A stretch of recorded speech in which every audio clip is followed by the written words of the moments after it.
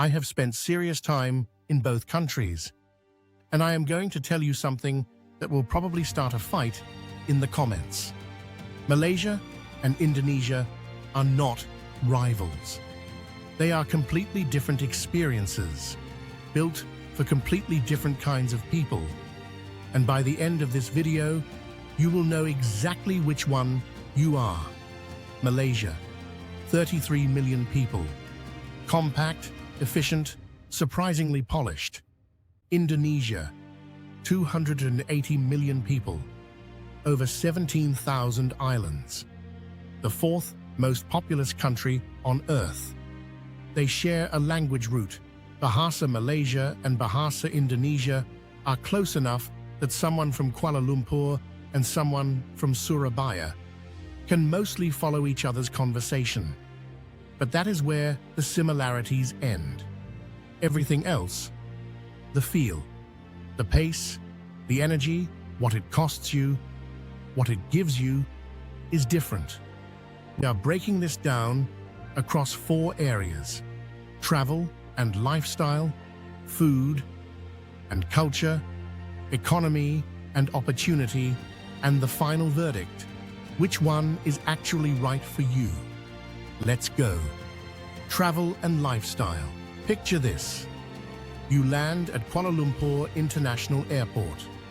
Terminal is air-conditioned, well-signed and clean, in a way that makes you slightly suspicious.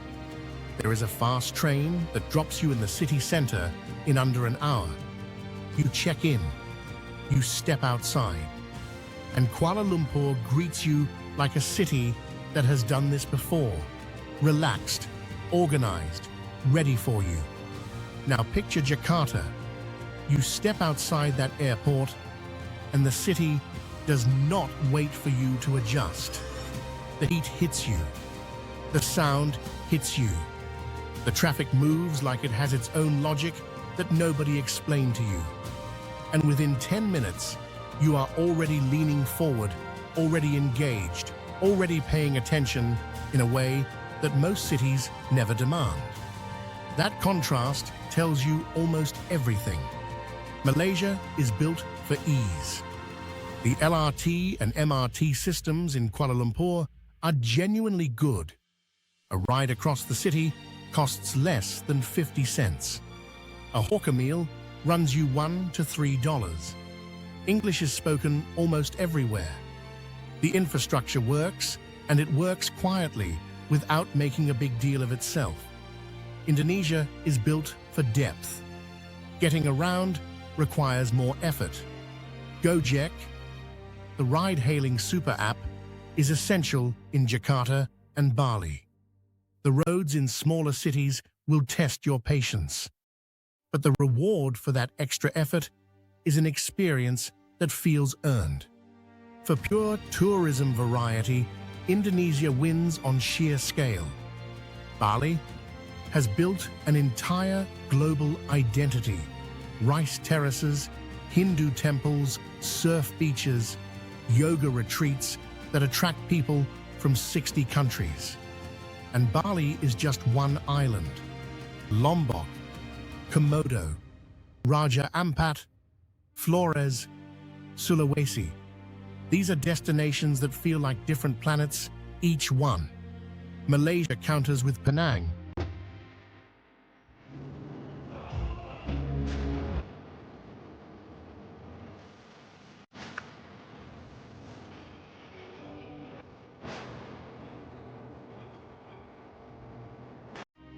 And then there is Langkawi for beaches, Cameron Highlands for cool air, and tea plantations, and Borneo, which Malaysia and Indonesia actually share, for some of the most biodiverse rainforest on the planet. The verdict on travel: first-time visitor who wants everything to go smoothly. Malaysia, experienced traveler who wants something that will actually change them. Indonesia, let me start a fight. Nasi Lemak versus Nasi Goreng. Nasi Lemak is Malaysia's national dish. Coconut rice, banana leaf, sambal, boiled egg, crispy anchovies, roasted peanuts. Malaysians eat it for breakfast, for lunch, for dinner, at 2 a.m. after a night out. Malaysia, one of my favorite places on earth. From jungle to city and back again. In Malaysia, I learned how diversity can really drive creativity. The fact that the country has so many diverse cultures and people and viewpoints help you learn about cultural marketing, targeting diverse communities, and still staying unique to your message and brand. Nasi Goreng is Indonesia's answer. Fried rice with kecap manis, a sweet soy sauce that caramelizes in the wok and gives the whole thing this deep, slightly smoky edge. Fried egg on top, crackers on the side. The honest truth? You cannot pick one. You just eat both, a lot, and feel no guilt about it. But food is only the surface. Malaysian culture does something almost rare in the world. It concentrates 3 distinct civilizations into one city. Malays, Chinese Malaysians, and Indian Malaysians have lived side by side for generations. Walk into any hawker center and you have a Chinese wonton noodle stall next to a Malay nasi campur counter next to a Tamil banana leaf rice spot. The menu at your local kopitiam might be in 3 languages simultaneously. Indonesian culture operates on a completely different scale. Over 300 distinct ethnic groups. More than 700 languages. The Javanese, the Sundanese, the Batak, the Balinese. Each group has its own food traditions, its own music, its own textiles, its own ceremonies. Batik fabric alone has been recognized by UNESCO as an intangible cultural heritage. The diversity in Indonesia is not concentrated. It is spread across thousands of islands. And discovering it feels like opening a door that leads to another door, which leads to another.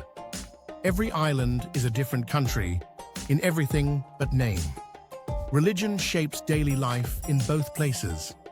Malaysia is officially Muslim, and the rhythms of Islamic life, the call to prayer, Ramadan, Eid, are woven into the city.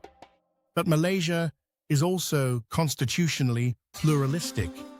Hindu temples, Buddhist shrines, and churches sit a few streets away from mosques, without tension, without drama. Indonesia is the largest Muslim-majority country on earth by population, but it is constitutionally secular. Bali is predominantly Hindu. Parts of Sulawesi and Papua are majority Christian. The national motto, Bhinneka Tunggal Ika, unity in diversity, is not just a slogan. It holds. The verdict on culture: want a concentrated, walkable, accessible, multicultural experience? Malaysia delivers it more efficiently. Want something vast, layered, and genuinely bottomless? Indonesia is unmatched. Economy and opportunity. Now let us talk about what a lot of you actually came here for. Money, opportunity, what your future could actually look like in either country. Malaysia's GDP per capita sits around $12,000 USD. Indonesia's is closer to $5,000. On paper, Malaysia is significantly wealthier per person. What does that actually feel like at street level? In Kuala Lumpur, a fresh graduate in tech or finance can expect a starting salary of around 2,000 to 3,000 Malaysian ringgit per month, roughly 500 to 700. That sounds modest until you understand the context. Rent for a decent room in a shared apartment runs 200 to 300 ringgit. Street food costs almost nothing. Public transport is reliable and cheap. You can save. You can travel. You can actually build something. Malaysia has positioned itself as a regional hub for finance, technology, and manufacturing. Google, Microsoft, and dozens of multinationals have significant operations in KL. English is the standard in professional environments. For international students and young professionals, the job market is real and accessible.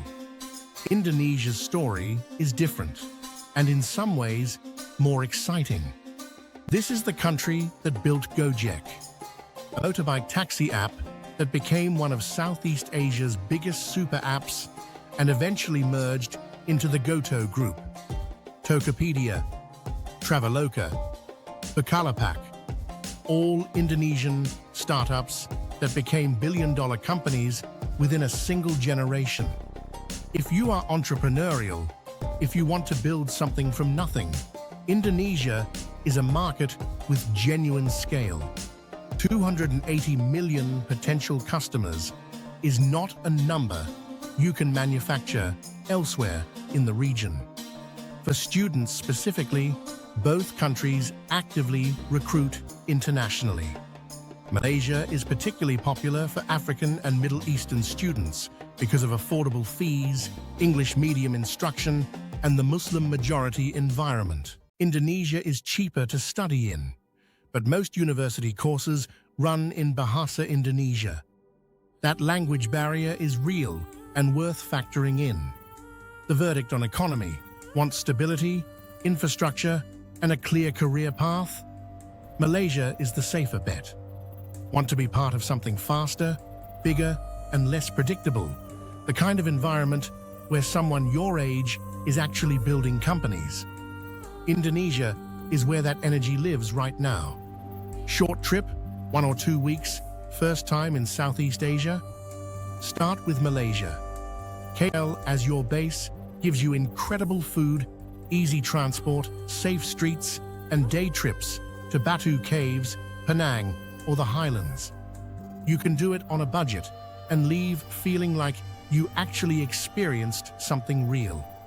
Experienced traveler who wants to go deeper, who is comfortable with uncertainty and chasing something unfiltered. Book Indonesia. Even just a week in Bali will shift something in you. And if you go beyond Bali, Bisi, to Yogyakarta, Flores, Sulawesi, you will start to understand why people go there for 2 weeks and end up staying 2 years. For relocation, the calculus changes. Choose Malaysia if you want. Reliable infrastructure, a developed healthcare system, strong internet, English everywhere, a multicultural city that feels both familiar and genuinely interesting, and an easy base for the rest of Southeast Asia. Choose Indonesia if you want. A lower cost of living in cities like Yogyakarta or Bandung, a deeply immersive cultural experience, a huge dynamic market if you are building a business, and a level of sensory richness you simply cannot find anywhere else. The honest truth, and this is the thing nobody says, the type of person who loves Malaysia and the type of person who loves Indonesia are often completely different people. And sometimes the same person becomes both, just at different stages of their life. That is Malaysia versus Indonesia. Travel, culture, food, money, and where you should actually go. These are two of the most extraordinary countries in the world. They are not competing with each other, they are completing each other. Visit one, and you will eventually need the other. Now, I want to hear from you. Drop it in the comments right now. Are you Team Malaysia or Team Indonesia? And if you have been to both, tell me which one surprised you more. I read every single one. If this video helped, hit like. Subscribe if you want more like it. I will see you in the next one.